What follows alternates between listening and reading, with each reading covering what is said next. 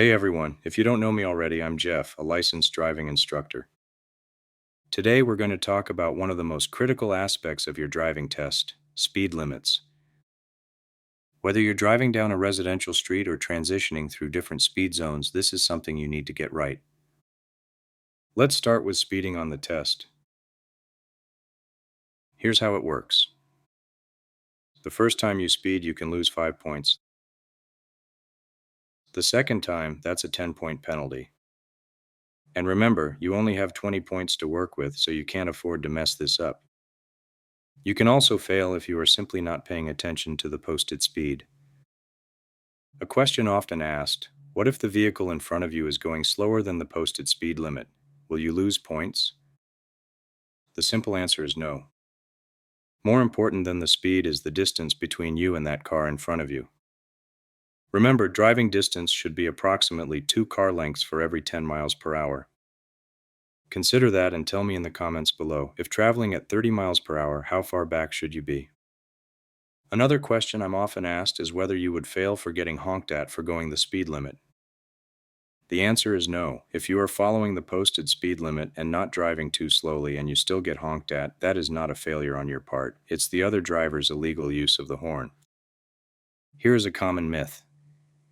I've had students tell me they heard that you can go 5 over and 5 under. The speed limit is the speed limit. Going over, even by just a couple miles per hour, can cost you points. Going 5 under is also on the verge of driving too slow.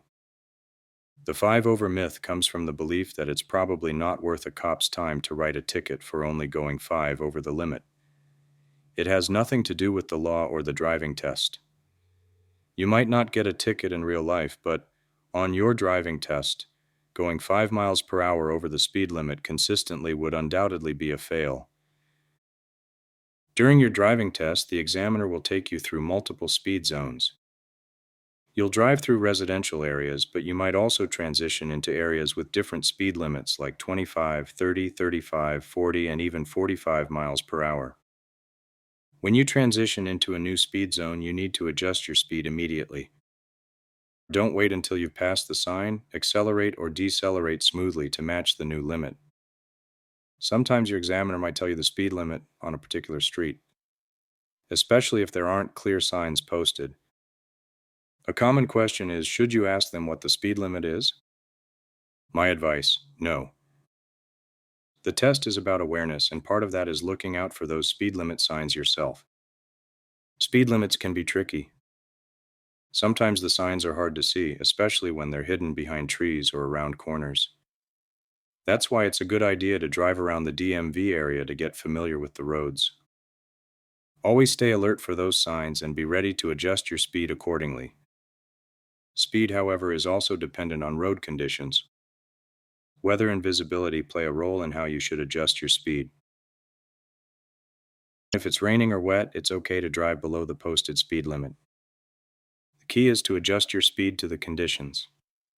Don't worry about sticking exactly to the posted limit if the weather makes driving more challenging.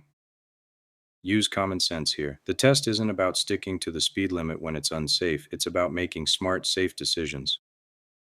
What is another common road condition here that could affect your speed? Construction zones. Remember what the rulebook says? It says to slow down. In a construction zone with barrels and cones, but no workers present, drop your speed by 5 miles per hour. That's if you can easily navigate the area.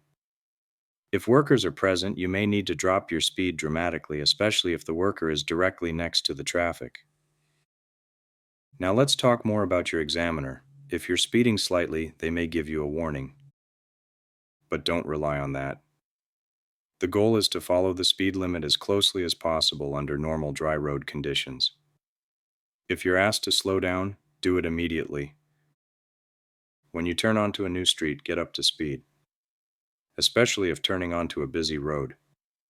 If you cause traffic coming behind you to have to slow down or change lanes, you can actually fail.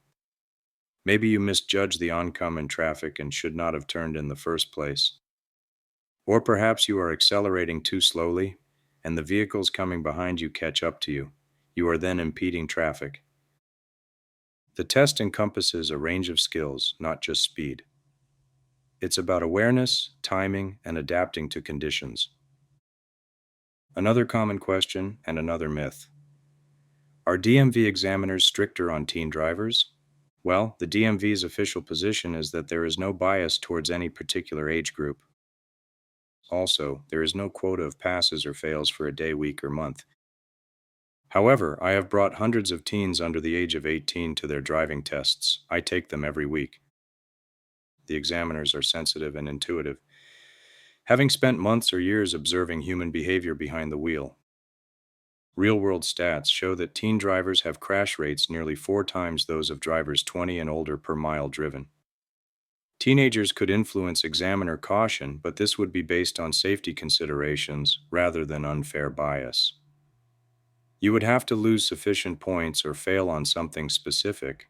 You won't fail just because you're a teenager. Stick to the posted speed limits, stay aware of your surroundings, and adjust your speed as needed. If you follow these tips, you'll be on your way to passing your driving test. Subscribe for more comprehensive driver education videos and tips on passing the road test. Good luck on passing, and let us know how you did in the comments below.